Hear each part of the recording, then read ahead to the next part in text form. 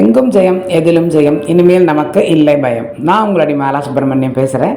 அதாவது மதுரைக்கு நீங்கள் நிறைய பேர் வந்திருப்பாள். மீனாட்சி அம்மனை பார்க்காம, மடப்புறம் காளியை பார்க்காம, திருப்பரங்குன்றம் எத்தனையோ இருக்குது பார்க்குறதுக்கு. ஸோ கண்டிப்பான முறையில் எல்லோரும் நிறைய பேர் வந்திருப்பேன். மதுரையிலேயே இருக்கப்பட்டவாளே எத்தனையோ பேர் இருப்பேன். மதுரைக்குன்னு ஒரு சிறப்பு இருக்குது, நிறைய சிறப்புகள் இருக்குது. அதாவது ஒரு பிரச்சனை ஒருத்தருக்கு வருதுன்னா அதுக்கு என்னமாவது ஒரு ரீசன், இவன் தான் அப்படி சொன்னான் அதனால தான் அப்படி ஆயிடுச்சு, அவள் கோச்சுண்டா அதனால தான் இவன் அடித்தான். ஸோ அந்த மாதிரி இன்னொருத்தர் ஒரு காரணமாக வச்சு தான் எல்லா பிரச்சனையுமே நமக்கு அமையும் இல்லையா? அந்த மாதிரி மதுரை எரிந்தது கண்ணகியால் அப்படிங்கிற மாதிரி ஒரு மதுரைனாலே கண்ணகி ஞாபகம் வந்துடும். கண்ணகின்னு பேசினா மதுரை மதுரை ஞாபகம் வரும் இல்லையா? ஸோ அந்த மாதிரி மதுரையை வந்துட்டு கண்ணகி எரித்தாள் அப்படிங்கிறது உங்கள் மேபி எல்லாருக்குமே தெரிஞ்சிருக்கும். அது வந்துட்டு உண்மை சம்பவம், நடந்த கதை அதெல்லாம் இல்லையா? ரொம்ப கல்யாணம் பண்ணிட்டா, ரொம்ப அன்பாக இருந்தால், மாதவியிட்ட கொஞ்சம் நாளைக்கு இருந்தால், அதனால எல்லாத்தையும் இழந்துட்டு இந்த இதுக்கு மதுரைக்கு வந்தால், அவளுடைய சிலம்பு திருட்டு போனது, இவனை வந்துட்டு கள்வன் அப்படின்னு சொல்லி கோவலனை கொன்னுவிட்டா. அந்த கோபத்தில் மதுரைக்கு அவள் வரா, வந்துட்டு பாண்டி மன்னனை பார்த்து முறையிடுறா, கதறா, கெஞ்சரா, என் பக்கம் நியாயம் இருக்குது அப்படிங்கிற மாதிரி அவள் சொல்கிறா. அப்படி சொல்லும் பொழுது உடனே உன்னுடைய சிலம்போட என்னோட சிலம்பை நான் உடைக்கிறேன் அப்படின்னு சொல்லி ரெண்டு பேரும் பார்த்தா என்னுடைய மாணிக்க பதல்கள் முத்து பதல்கள் என்னோட இது.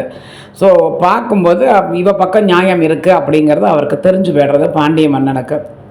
அப்போ அவர் வந்துட்டு நம்ம நாட்டில் நம்மளே தவறு பண்ணிட்டோமே, அத்தனை பேரையும் நீதிக்கு புறம்பாக யாரும் இருக்கக்கூடாதுன்னு சொல்லி நம்ம தவறு பண்ணிட்டோமே அப்படிங்கிற மாதிரி ஒரு இதில் வந்துட்டு அவர் தன்னோட கழுத்தை அறுத்துக்குன்னு செத்து போய்ட்றார் அதர் மகாராஜா.